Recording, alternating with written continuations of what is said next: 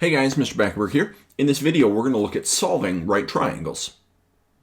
So when we're solving a right triangle, what that means is that we're going to be given some of the information within a right triangle, whether that be an angle, a side, maybe a couple of angles, or a couple of the sides. And solving that right triangle means that we're going to find all of the missing pieces.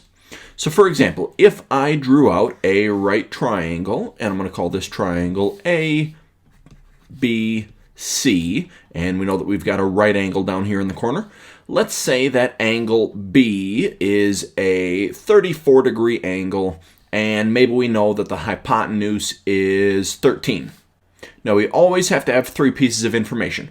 We're going to be using trig, so we need to make sure that we're dealing with a right triangle. So that's going to be one of the pieces, and we've got this 34-degree angle and this 13 length side. So those are our three pieces.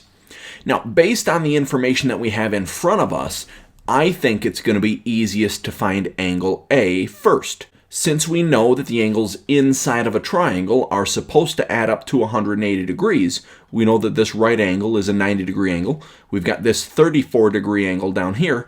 So if I take 180 minus 90 minus 34, then we should get angle A to be 56 degrees.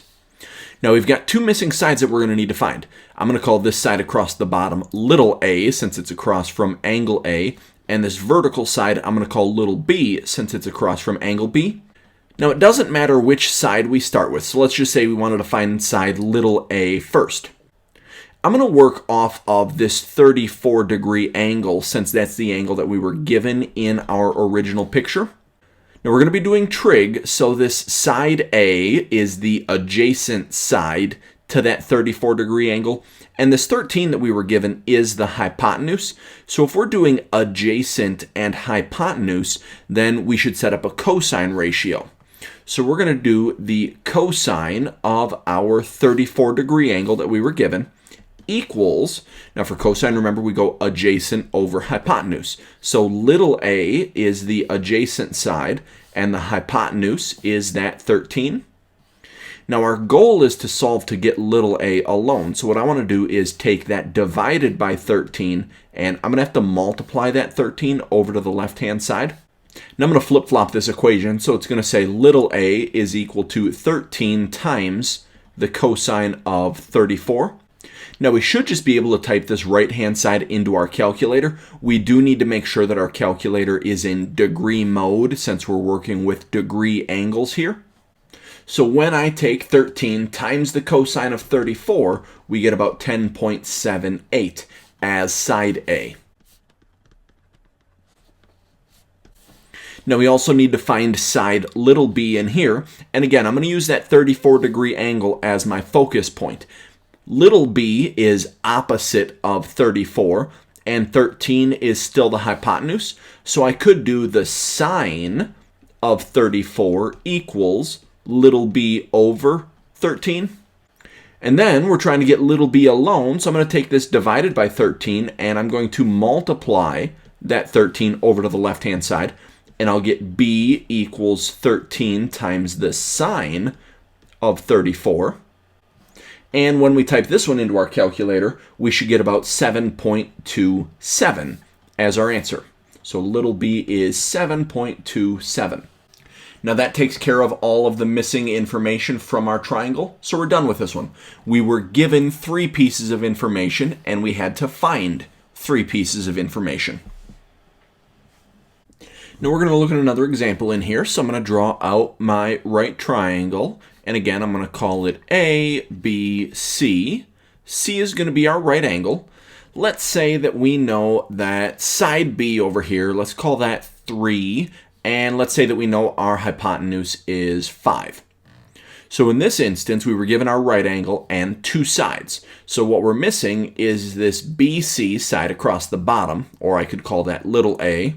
And we're also missing the measure of angle A and angle B. Based on the information that I have in my picture, because I know two of the sides, we should be able to use the Pythagorean theorem to find that missing side. So that's going to go a squared plus 3 squared equals 5 squared. Now a squared is just going to stay as a squared, but 3 squared is 9 and 5 squared is 25.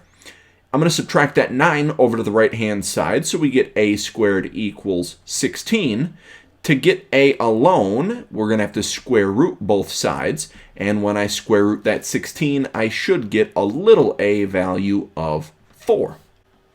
Next thing we need to focus on are the angles. So let's say we wanted to find angle A first. Based on the information that we have available to us, this side length of 3 is adjacent to angle A, and this side length of 5 is the hypotenuse. So if we're looking at the adjacent and the hypotenuse, we're going to set up a cosine equation. So I'm going to say the cosine of angle A, now I don't know how big angle A is, that's what we're trying to find, is equal to the adjacent side 3 over the hypotenuse 5. Now our goal is to get this angle A alone, so we need to try to get rid of that cosine that's attached to angle A. Every math operation has an inverse. Addition and subtraction are inverses. Multiplication and division are inverses. A cosine is an operation, so it has an inverse. The opposite, the inverse of a cosine, is called the inverse cosine. And we show that by doing a cosine with a little -1 on it. That means the inverse cosine. Now I did the inverse cosine on the left-hand side. I'm also going to have to do the inverse cosine on the right-hand side. Now on the left-hand side, where we have that inverse cosine and that regular cosine, those are going to cancel each other out. So we just have angle A equals the inverse cosine of the fraction 3 divided by 5. Now, inverse trig operations are usually second commands on your calculator. So if I wanted to do the inverse cosine, I would do second cosine on my calculator, and then I would do 3 divided by 5. Now again, we will need to make sure that we're in degree mode because we're dealing with our angles in degrees. And if I do the inverse cosine of that 3/5 fraction, we should get 53.13 approximately. So angle A is 53.13 degrees. Now I can do something similar to help me find angle B down here, but now the 3 is the opposite side. 5 is still the hypotenuse, and if we're doing opposite and hypotenuse, we're going to have to do the sine. So it's going to be the sine of angle B equals the opposite side 3 divided by the hypotenuse 5. Just like we saw with getting rid of the cosine, we use the inverse cosine. To get rid of the sine, I'm going to do the inverse sine on both sides of my equation. On the left-hand side, the sine and the inverse sine cancel each other out. So we get angle B is equal to the inverse sine of that 3/5 fraction. Now to type this into our calculator, since it's an inverse sine, we're going to have to do second sine. And when we do the inverse sine of that 3/5 fraction, we're going to end up getting about 36.87. So angle B is 36.87 degrees.